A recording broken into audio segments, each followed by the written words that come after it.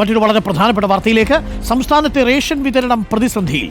വിതരണ കരാറുകാരുടെ 4 മാസത്തെ ബിൽ തുകയും 1 വർഷത്തിലേറെയായി മുടങ്ങിക്കിടക്കുന്ന 10% കുടിശ്ശികയും ലഭിക്കാത്തതിൽ പ്രതിഷേധിച്ച് ഈ മാസം 12-ന് ആരംഭിച്ച സമരം തുടരുകയാണ്. ഇതോടെ വാതിൽപ്പടി സേവനങ്ങൾ മുടങ്ങുന്ന അവസ്ഥയിലാണ്. പല റേഷൻ കടകളിലും ഇതിനോടകം അരി ഉൾപ്പെടെ സ്റ്റോക്കുകൾ തീർന്നിട്ടുണ്ട്.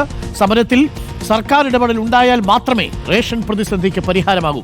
കോഴിക്കോട് പണിക്കർ റോഡിലെ റേഷൻ കടയിൽ നിന്ന് ദീപക് മലയമ്മയും പാലക്കാട് പുതുപ്പള്ളി തെരുവിലെ റേഷൻ കടയിൽ നിന്ന് ഇക്ബാൽ അറയ്ക്കലും തത്സമയം നമുക്കൊപ്പം ചേരുന്നുണ്ട്. ആദ്യം സിനോജിലേക്ക് പോകുന്നു, ആദ്യം ദീപക് മലയമ്മയിലേക്ക് പോകുന്നു. Deepak Malayamma, good morning. Iqbal, good morning. Deepak, എന്താണ് അവസ്ഥ കോഴിക്കോട്ട് റേഷൻ കടയിൽ? Arunkumar, very good morning. Ration കടയിലെ അവസ്ഥ കുറച്ച് പരിതാപകരമാണ് എന്ന് പറയാതിരിക്കാൻ കഴിയില്ല. കാരണം ഞാൻ നിൽക്കുന്നത് പണിക്കർ റോഡിലുള്ള റേഷൻ കടയിലാണ്. സുദർശൻ ചേട്ടൻ ഇവിടെ ഉണ്ട്. അദ്ദേഹം കുറച്ച് സ്റ്റോക്കുകളൊക്കെ ആയിട്ട് ഇരിക്കുന്നുണ്ട്. പക്ഷേ പൂർണ്ണമായും ആളുകൾക്ക് കൊടുക്കാൻ കഴിയുന്ന സാഹചര്യം ഇല്ല എന്നുള്ളതാണ്. കഴിഞ്ഞ ഏതാണ്ട് 3 ആഴ്ചക്കാലമായിട്ട് വിതരണ കരാറുകാരുടെ പ്രശ്നം നിലനിൽക്കുന്നുണ്ട്. അവർക്ക് കുടിശ്ശിക ആയി കിടക്കുന്ന തുക അത് അനുവദിക്കാത്തതുമായി ബന്ധപ്പെട്ടുകൊണ്ടുള്ള പ്രശ്നങ്ങളാണ്. അതോടുകൂടി സാധനങ്ങൾ ഇത്തരത്തിൽ റേഷൻ കടകളിലേക്ക് എത്തുന്നതിൽ ബുദ്ധിമുട്ടുണ്ടായി എന്നുള്ളതാണ്. ചിലയിടങ്ങളിൽ നേരത്തെ വന്ന സ്റ്റോക്കുണ്ട്, അത് പിന്നീട് സമരത്തിലേക്ക് മാറുമെന്ന് അങ്ങനെ കരുതാത്ത റേഷൻ കടകളുണ്ട്. അവരുടെ ഭാഗത്താണ് ഇത്തരത്തിൽ പൂർണ്ണമായും സ്റ്റോക്ക് കഴിയുന്ന സാഹചര്യം ഉണ്ടായത്. ഇപ്പോൾ ചേട്ടൻ കൂടിയുണ്ട്. സാധനം വാങ്ങാവുന്നതാണ് ഇല്ലെന്നാണ് പറയുന്നത്. എന്താ സുരക്ഷേട്ടാ, എന്താ അവസ്ഥ? എന്താണ് ഈ PHH കാർഡിനും AY കാർഡിനും കൊടുക്കേണ്ട അരിയില്ല. NPNSനും NPSൻ്റെ അരി സ്റ്റോക്കുണ്ട്. കാരണം കഴിഞ്ഞ മാസം പെട്ടെന്ന് സമരമാവുന്നുള്ള പ്രതീക്ഷയില്ലേ. പിന്നെ 15-ാം തീയതി വരെ എനിക്ക് PHN കൊടുക്കാനുള്ള അരി ഉണ്ടായിനി. അതിന് ശേഷം ആണ് അരി തീർന്നത്. ഇദ്ദേഹത്തിൻ്റെ ഇപ്പോൾ വന്നിരിക്കുന്ന ആളുടെ കാർഡ് എന്നെ അന്ത്യോദയ കാർഡാണ്. അവരരി ഇവിടെ ഇല്ല, സ്റ്റോക്കില്ല. BPL വിഭാഗത്തിന് കൊടുക്കാൻ കഴിയുന്നു. അവർക്ക് 20 കിലോ പുഴുങ്ങലരിയും 10 കിലോ പച്ചരിയാണ് ഈ മാസം അലോട്ട്മെൻ്റ് ഉള്ളത്. പിന്നെ 3 കിലോ ഗോതമ്പ് 2 പേക്ക് ആട്ടി.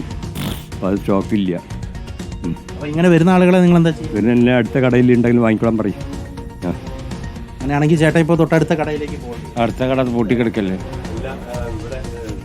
ഇവിടെ തന്നെയാ അരി, സ്റ്റോക്കില്ല. പിന്നെ ഇവിടെ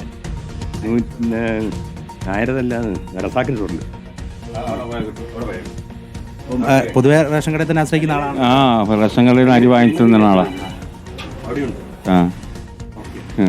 അപ്പം എല്ലാ തവണയും ഇവിടെ വന്നിട്ട് തന്നെയാണ് നമ്മൾ റേഷൻ എല്ലാ സമയത്തും വന്നിട്ട് വാങ്ങിക്കുന്നത്.